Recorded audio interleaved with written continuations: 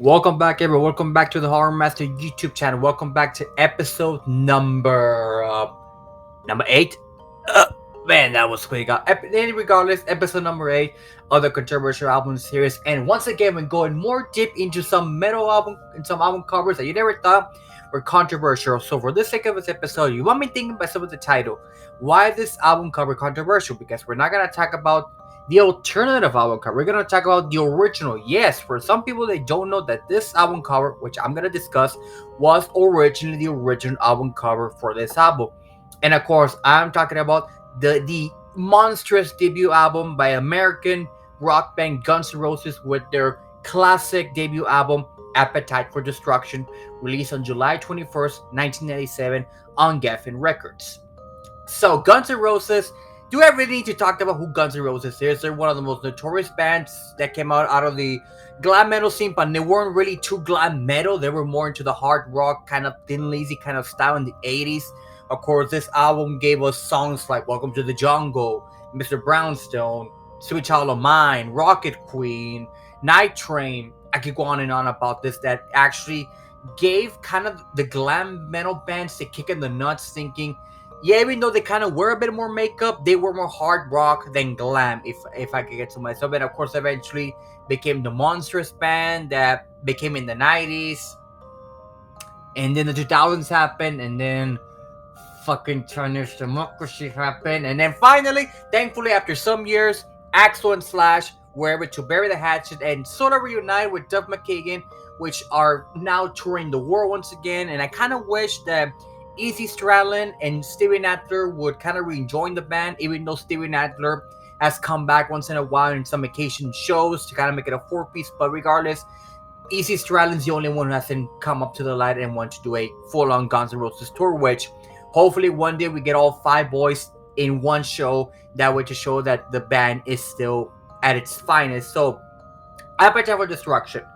Like I mentioned before, a lot of people don't know that this album cover, which it's up here, was originally going to be the album cover for Appetite for Destruction, which this album cover was created by Robert Williams, not to compute with Robin Williams. I had that mistaken. I thought it was Robin Williams, but it's Robert Williams. Robert Williams, about the Appetite for Destruction painting. And as you can see, which thankfully I have the CD of the original, not the original printing, but Appetite for Destruction. And thankfully, even on the vinyl, it has the original album cover, which you can gladly see here. But like I mentioned before, I'm gonna have the album cover the whole time throughout the entire video. But this album cover depicts a kind of like a robotic monster, something kind of raping this female, being punished by a metal avenger. Which is kind of shocking to think that back in the 80s this was controversial, because when this album cover was first pitched to the record label, they thought it was the bad idea. And eventually kind of was. I mean, you can kind of see, this robotic thing, and then this woman being half naked, showing some cleavage with her, underwear down her knees, being, you know what I mean. But it's one of those album covers that, at the time, being that it was the late 80s, there's still that impact of drugs and rock and roll, so there was a lot of crime going to that time. So the idea was that this was supposed to be the original album cover, but at the very last minute, Geffen Records decided to pull the album, which there are some records out there in Discogs and in the world in vinyl that have the original album cover, which good fucking luck buying it, because if you have ever find a copy with the original album artwork, that can go for hundreds, there have been thousands of dollars, because it was only a short print of albums that were released to record stores.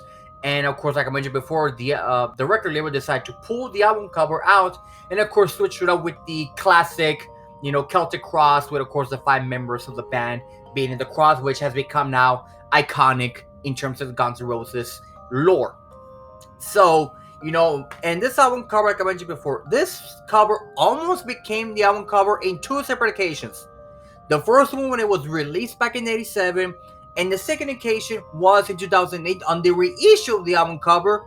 But again, for some reason, I mean, maybe for nostalgia acts, the Celtic Cross still made the appearance with a much different Celtic Cross. Instead of being like the Guns N' Roses, the Celtic Cross, and the Guns N' Roses and Appetite for Destruction, it had the Guns N' Roses Appetite for Destruction on the sides and the cross right in the middle. But again, for nostalgia acts, would make sense, but for hardcore Guns N' Roses fans who collect anything about Guns N' Roses, they wanted finally a reissue of the original album cover, which maybe, hopefully, one day when it's the 1987, maybe when it's the 40th anniversary, hopefully they could reissue it like a special edition where they have the original album cover in front of the actual CD or vinyl to finally help fans not spend thousands of dollars to find the original vinyl pressing of the original album cover, which again, I understand why some people go for that much money. As a person who was spending more than on its fair CDs trying to find original uncensored album covers, it's kind of hard to think. But and then in 2011, Axl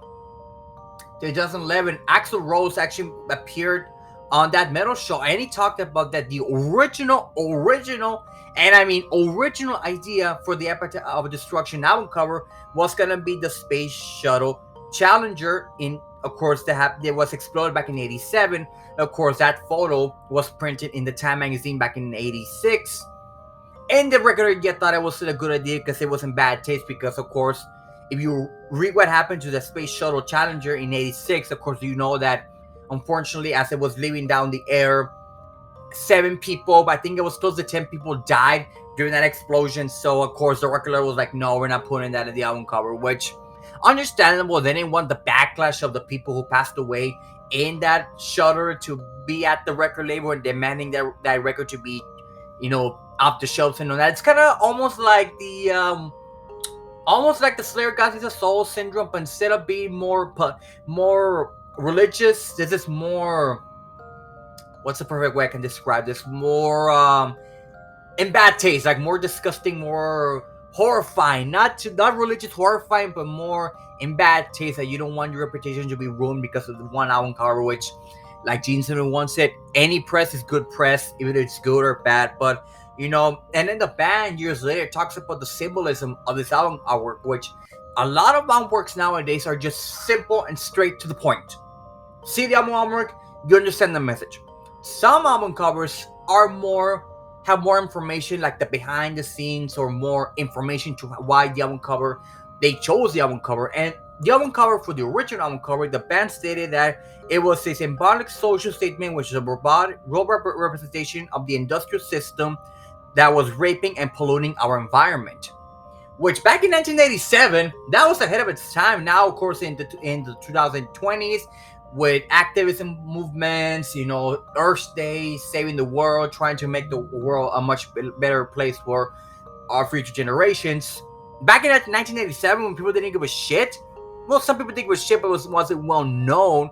But back then, that was like mind blowing to think that a band that lived the rock and roll style, did a shitload of drugs, did shit that nobody ever thought could ever do, actually care about the environment and the industry of itself, that how the industrial world was polluting our environments and the way that we as humans kind of saw the world in different eyes. So, I give kudos to the band for trying to implement this message into the original album cover. Like I mentioned before, money talks in this world, unfortunately, so that's another thing that the band was trying to state. But money talks, so instead of going with the robotic Avenger album artwork, they went with the iconic Celtic Cross with the 5 skulls album artwork, which, again, as a not a big Guns N' Roses fan, I prefer the original. I mean, the alternative album cover a lot instead of the original album cover. But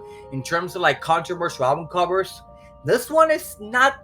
Well, I wouldn't put it as the highest album artwork. There are worse album covers out there, but for historical purposes, Guns N' Roses wanting to be edgy at the beginning of their band, it's kind of taking some balls to it, because you never thought the Guns N' Roses weren't censored at one point. Then again, in the next album, they kind of were censored in one of their songs, which I can't remember the name of the song, for saying a slur, which I'm not gonna say here because I don't want to get demonetized. But regardless of that, Appetite for Destruction, a monster album, the original album cover.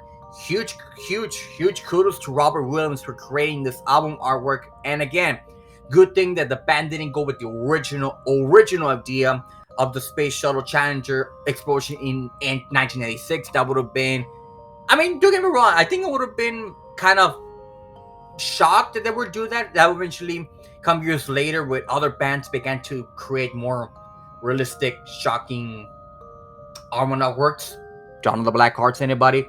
But regardless, Appetite for Destruction, classic album, classic rock and roll, classic rock staple. You need to have it in your collection. And again, this album artwork, not the most controversial album artwork you're gonna find, but it's still considered a very controversial album artwork of its time, and kind of might still be, depending on the person you ask. But still, it's a great album artwork. But again, it's considered a controversial album artwork. And that does it for the video, guys. If you really enjoyed this new video, like I said before, I thank you guys so much for the reception I've been having on this series. And I didn't think this series was going to kick off, which when I saw the numbers for my previous video on 2 Megatherion, I was like, what the fuck, man? That video blew up for some reason. Not the point of like worldwide, but still was a lot bigger numbers than I thought it was going to be. So thank you guys so much for that video. Like I mentioned before, I have so many album artworks that I have yet to discuss. I am eventually gonna tackle Cannibal Corpse, maybe the next video, maybe the next couple of videos, depending on what I'm thinking of doing. There's still some artworks that I've yet to talk about. I know there's some artworks. I know there's some people that want me to tackle more black metal, which I know you black metal fans love your album artworks, but again, it has to be controversial for the certain reason. And same thing with death metal. Death metal could go an entire new series for that subgenre. But like I mentioned before, I'm trying to go through everywhere in the spectrum in the rock and metal genres, because if I try to move, maybe, I don't know, depending on my mood, I might go beyond just rock and metal, maybe old country or maybe old rap, depending on what I feel is considered controversial in my personal opinion. But regardless of that, thank you guys so much for watching this video. Don't forget to follow my Instagram, don't forget to follow me on my Twitter. Stay tuned for the rest of the videos coming out in the next couple of weeks. Stay safe, everyone, and until next time, stay metal.